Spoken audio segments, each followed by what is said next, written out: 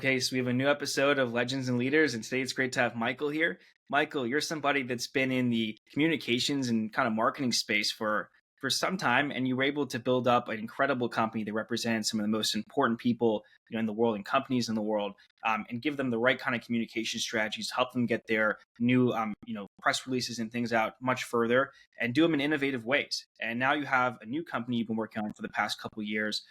That is focused on the go-to-market strategy and really making sure companies have this put together correctly, and it's all comprehensively done and seamlessly done together, from branding to marketing to media, like one full stop place. So I'm excited to have you here and to get into your story.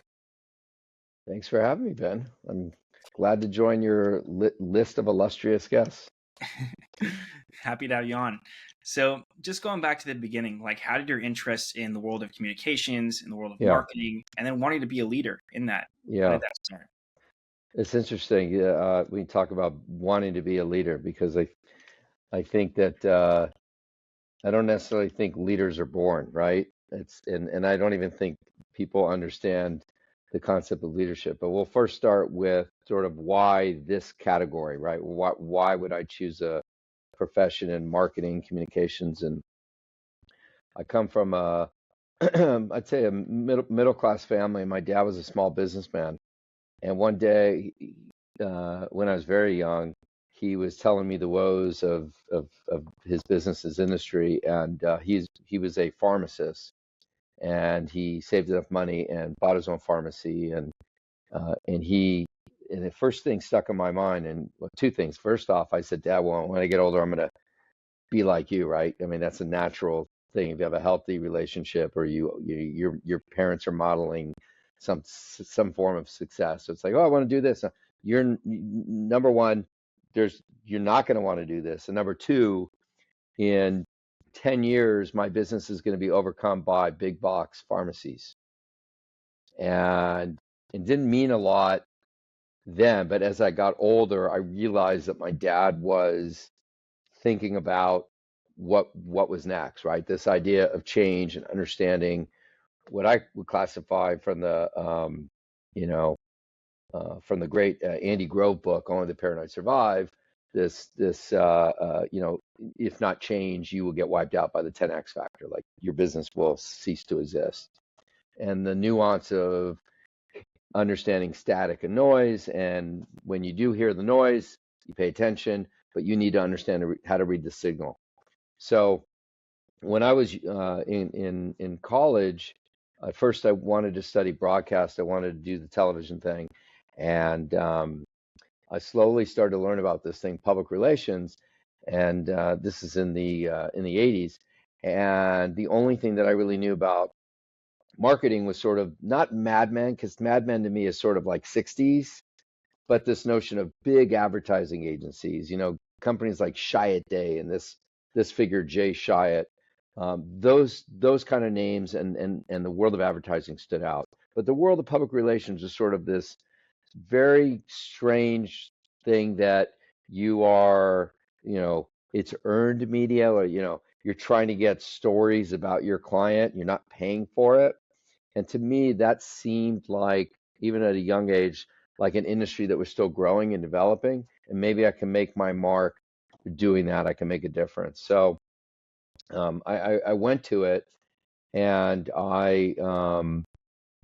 it just felt right. I felt like I was in a place of a business that was, or a category that had some life stage to it. I thought that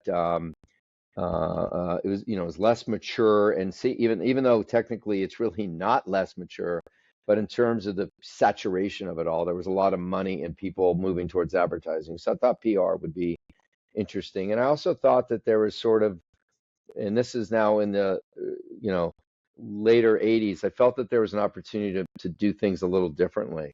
So I was fortunate, one of those things where I met someone when I was interviewing in the spring before graduation, and they're like, you don't know anything, kid. You've had internships, but you know you're not right for us. And then I got a call from that same firm, as the biggest firm in LA at the time, and it's back in the day where they actually had paper, and they were like, your resume sitting on my desk, someone just quit You got to come in. There's something that I like about you. Come in and maybe we'll give you a shot. And I got that shot, and I was like the youngest executive in the company, and I had an assistant who was like, 10 or 20 years older than me, and it was sink or swim. And I jumped in, and I did things that I think were instinctually right, but I started to understand what it would take, that I would need to put in the effort, that I would need to almost go slower and absorb and learn. And I spent a lot of time on the weekends reading, exploring bookstores, and started to migrate towards this notion of if I couldn't meet leaders, that I could study their biographies and I could learn some of the business teachings. So I looked at history biographies of historical figures. I read books that were written by CEOs of companies. I read books that were written by writers who were exploring concepts like the experience economy, right? Uh, um, Jim Collins or leadership books by Warren Bennis, who was a big guy at USC at one time, or Peter Drucker, many the father of business. Anyway, so I did all that, and I tried to absorb as much as possible, and I tried to lean in, and I tried to take charge. And at a young age, I joined a guy, Howard Bragman, and we built out this company, Bragman, Nyman, Ferrari, and we started what was in the early days influencer, or in real life influencer. And we recognized that there was a power of entertainment, a power of relevancy, and we moved a needle with our business by working with both big brands as well as a lot of big entertainment clients. And we realized that if you merge those two worlds together, you could create sort of this pixie dust effect on these brands, and also get in front of eyeballs, get in front of people that were we're excited about the notion of entertainment or talent, whatever genre, music, film, television. And we started to do some very interesting things. So I like to take pride in the fact that we were very early to influencer, pre commercialization of internet. Certainly, before we see what we have today, which is a renegade train on it. So hopefully that gives you a sense of the beginning. For sure. So you were realizing that like if you build up the entertainment side and the brand side, you could kind of cross that over and have the Yeah, entertainment group cross be involved in pollinate. the brands, and then the brands Yeah, with them, and you're kind of just it's your own ecosystem. yeah. Well, so what I did was we started to develop a company that had specialization. So I was fascinated by not the notion of the skill of a public relations executive, but the idea of a subject matter expertise, right? So what we did is we while we were doing public relations, and we were doing a form of marketing, mostly experiential marketing, and a little bit of this entertainment partnership work. We started to develop especially in the entertainment practice, representation in talent. So we were working with actors and actresses, and then we were looking at a certain subject matter expertise in television, representing television production companies and television shows. Same with film, studios, production companies, and producers and directors. So we really tried to take advantage of those opportunities to put products inside films, and and really leverage the two. And certainly the entertainment companies were interested in corporate dollars and corporate engagement. And from a corporate perspective, again, these brands were looking to bring some sexiness to whatever it is that they were working on, whatever they were launching. It was an obvious play to me, and it was a differentiation too, because back early days, when you're looking at the 90s, most marketing companies, let's move advertising out of the realm, but when you think about public relations, there were not a lot of companies that did both sides of that.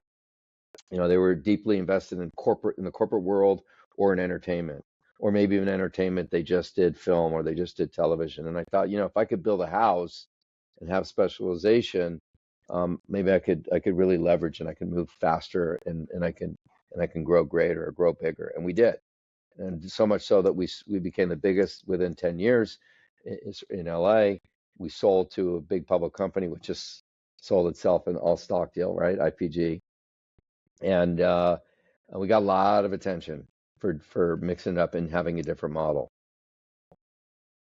So how did that merger happen between PMK and BNC? So we had sold the company at IPG, and there had been a lot of uh, not there had been a lot of movement in the upper ranks, and I felt very fortunate that I was while we had this small unit, relatively speaking, across the world as a global business, they were very intrigued, and as such, we were called in for a lot of mega larger global pursuits of business. And we also got a lot of attention. So we would often get calls, or I would get calls, and I'd find myself in meetings and all sorts of meetings and really sitting at the, at the whatever, what I used to call the big boy table. But because I was young and we were a small group, a small company. But after a while, we grew. I started a licensing company. I was involved with certain initiatives around sports and entertainment. And I really started to want to do something bigger and better. And when the stock market crash happened, and there was '08 rolling into really '09, things were very bad, just across the board. And that was what, very much a macro condition. There wasn't a whole lot that one could do, especially back then, except for to grab a hold and make sure that you can evolve or manage your business in a way that you weren't going to certainly be wiped out. But I saw it as a position of opportunity. So I went to my operating group, the higher ups, and said, this is a moment where we need to lean in and we need to do something bold or big. And they had this other company, which I felt was very much known as an entertainment brand. And at the same time, it was a business that could be put into our model, which was both brands and entertainment, and could fill in and give us greater depth, greater expertise, reinforce our footprint of LA, New York, and London, and then also take advantage of efficiencies. Um, and sort of regenerate excitement for their brand, which was much, much older than ours. And then for my brand, again, just sort of reinforcing the belief that we think we've got not only a great business, but we've got a very differentiated model. So we did it and officially launched it and did the deal at the end of 2009, launched it in 2010. And over the next 5 or 6 years, we had transformational growth, and it was an incredible run. And by the time 2017 was I'd say about 2017, I have two kids, and my second one was going off to college, and I was looking at, what in 2018, like the year ahead, what do I want to do? And I started getting itchy for this idea of instead of shampoo, rinse, repeat. We had been successful, but I was looking in the mirror, going, okay, well, what's next? And that's where I started to think about the model that existed for me. But also, I looked at three things. I looked at what marketers want and need, what's happening with consumerism, and what's happening in the industry, landscape-wise. So three quick things, Ben. So number one, the clients, the CMOs, the top marketers were all saying, I need speed to market. I need to react quickly to change. I need to make sure that I can have an integrated offering, but it needs to be simplified. It can't be complicated. It can't be too expensive. So, there's a lot of anxiousness from all these marketers. This lifespan of a CMO at each company that they work at is getting shorter and shorter. There's a lot of pressure. So I'm like, okay, check. Second thing is what's happening with consumers. Well, my belief, there's no such thing as mass market. Everything is aggregation of hyper segmentation. You look at companies like Anheuser-Busch or even like a client of ours like Pepsi. These are companies that are hugely successful. Global brands are made up of a house of brands, and even their most popular products are enjoyed at a very young age, all the way to the end of one's life. People are consuming these brands. It's like they're enduring enduring brands. But it makes it really complicated to market. Like, how do you come up with a brand idea or a brand halo for a product that is going to be consumed or bought by a 14-year-old, or a 85-year-old, and that's hard. So, and even if you're successful cracking the code on that as a halo, now you need to develop several different ways to say that message, but in a way that a 14-year-old might consume that message or act on it, or an 85-year-old. And then you have to channel plan it. Now that I've got the message, it's consistent with the halo, and I know that this segment is gonna understand what to do with that message. How do I reach them? And now you get into this whole notion of channel planning and influencer. I don't need to lecture on the rest. And then the third thing that struck me was when I looked at the spectrum or the landscape of marketing, advertising, communications, I saw the world of two things. I saw mega holding companies, public companies, real large companies that were all about scale and size. And there's really two. There were the old 20th century model of advertising and marketing built on the back of creative and media, leaning into data and science. And then you had the business consulting firms like Accenture and PwC, who all of a sudden decided, why shouldn't we be giving marketing advice? We're already giving business advice. They didn't have the legacy of that, so they had to go and buy creative media. So you have literally two giants going at it, and then you have the agency side of the equation, and many of whom inhabit both the old 20th century model as well as the 21st century business consulting model. And the more I looked at it, I recognized that if you looked at this quadrant of agencies, there were thousands of agencies that were starting up in the last decade plus, maybe even as many 15 or 20 years old, that were very successful and were mostly sticking to their knitting, a little more focused, a little more innovative. And I thought, you know what, the holding company model is not necessarily a bad model, but it is bad if you stick with the legacy of holding companies. But if you could create a new version of that, a doing company, not a holding company, maybe you could create something that would be attractive to individual agencies, but build it in a way where the framework is going to be right. So now going out and buying and building companies that were specialized in their service versus buying a bunch of companies and then you have everyone competing with each other, and that's not good when you have one group of companies. So I lean into that notion of doing, not holding. The model was more circular in nature. If you look at my logo, the idea is that it's a continuum. There's no agency that resides as more important or is on the top. In the holding companies, there's always a top co, or there's always a network or a larger company that gets the time and the money and the attention. And I felt like, let's build a community of equals. They don't have to be the equal size, but let's be bound by values. Let's be bound by great at our craft, great clients that we all want to be able to share or extend relationships with, and hopefully really some good people, right? Where we're all working. There's no work-life balance now. It's just one big blend, but you spend a lot of time with people you work with, and you should like them, right? You should respect them like that. So that's where the notion was, let's build a community. So everything that we've done, whether it's our iconography or whether it's our language or our behaviors, how we talk about what we do, how we follow through on what we can do, like the notion of collaboration. We're making a good chunk of our revenue come out of collaborative dollars, which is where one agency says to a client, I know you're looking for help in a certain area. Well, we have a sister company that, like us, is specialized but in something else, and I think it would be really great, and it would be an ease of onboarding if you'd be hip to it, if you'd be cool with that. And the client's been super about it. We have this sort of seamless integration.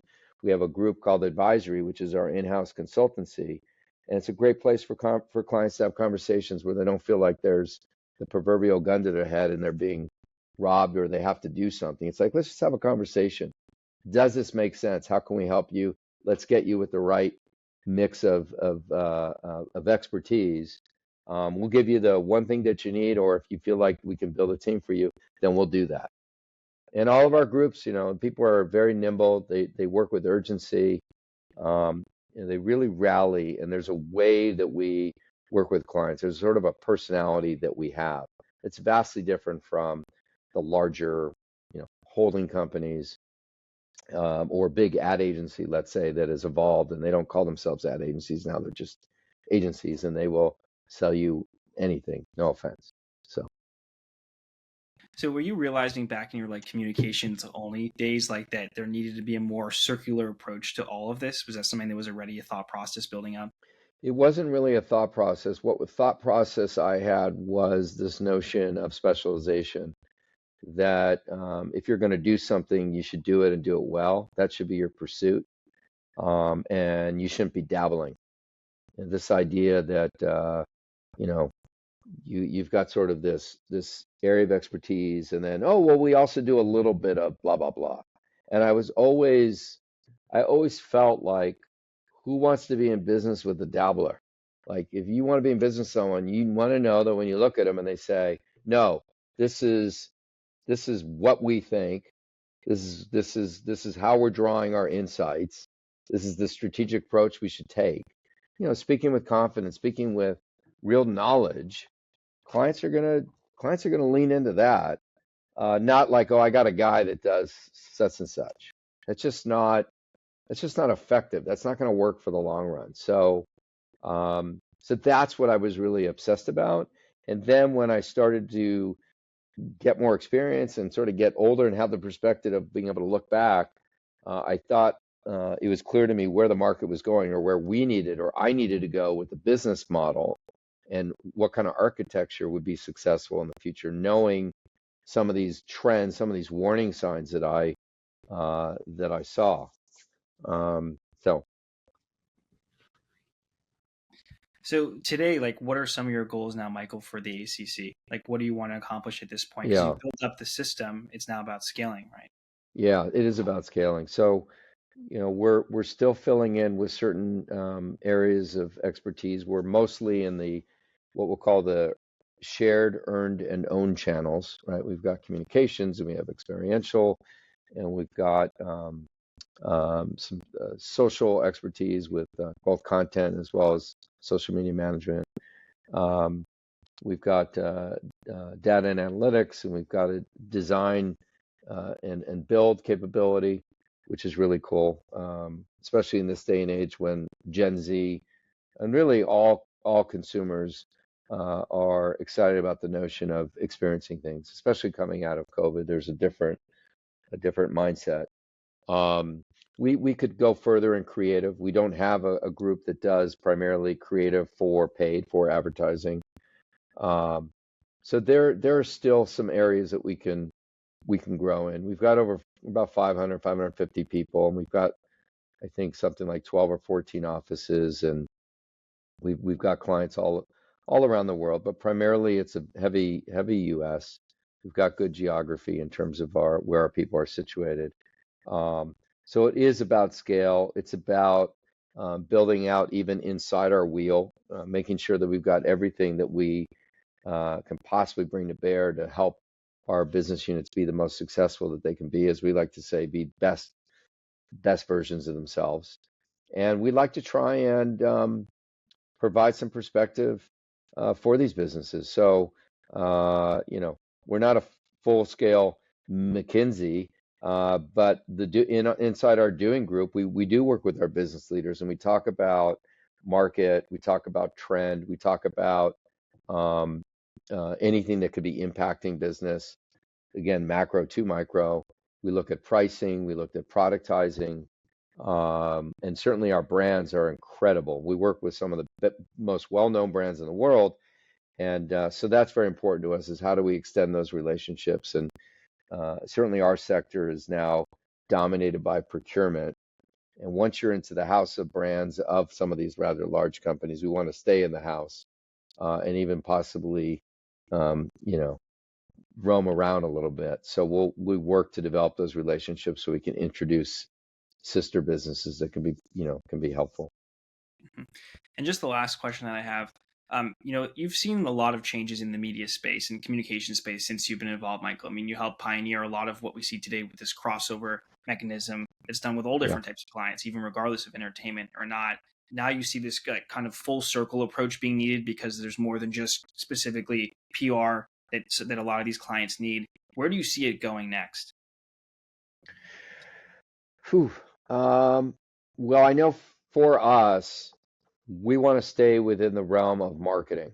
Again, I don't want to dabble and say we're going to do business consulting. That doesn't help our model. It doesn't reinforce to our clients that we're focused. So I want to be all about understanding, brand strategy all the way through developing campaigns to, connect the dots to building, getting out to sell to the consumer, building loyalty, and really reinforcing that, you know, that through line, if you will. There's a lot of room to roam in that area. We can build out even more, we'll call, hyper specialization. So not even just bigger, broader, the notion of communications, but we can go deeper again, as I mentioned earlier to you about subject matter expertise. What categories within communication or subject matters are important?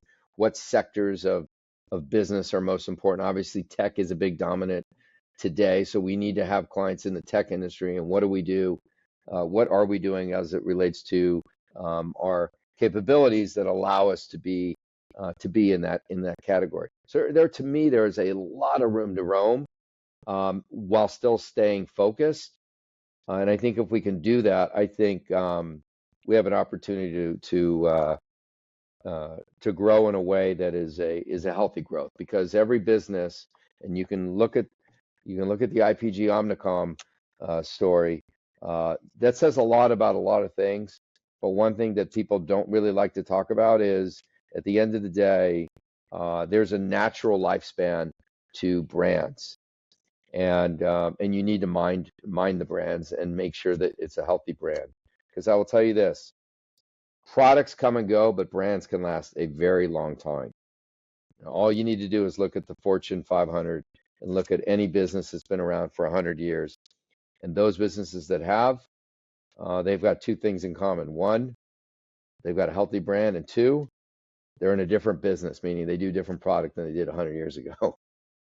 So, so there's a lot of ground to cover. It's a good point. Yeah, I mean, brands do stay around for a while as long as they evolve over time, and they have people like that No too. question. There's a lot to do in order to say to yourself, we're a 100-year-old brand. You can't just be lucky. You need to work at it. So that's why being able to understand change, and being able to understand change in a way that you are ahead of what is happening, as opposed to being impacted by something and then saying, oh, wow, we need to change. That's late. In many respects, that might be too late. Like, it could already wipe you out if you're saying, oh, we need to change. And that's where it's nuanced, but you need to be able to understand the signal. You have to be able to hear that or see that. 100%. Definitely agree. Well, thanks for coming on, Michael, and taking the time to do this. I think you've got a pretty innovative approach to, where communications and just go to market in general needs to be at today, to have this whole structure of that's all encompassing for brands, especially a lot of new brands as well in the tech space. There's so many startups that are really trying to find their niche and be able to communicate it well. And it's something that I think you guys are really well positioned to do. So I'm excited to see where ACC goes next, and you as well, and looking forward to much success. Well, thanks for letting me join you. And I appreciate all the kind words and look forward to keeping in touch with you. Awesome.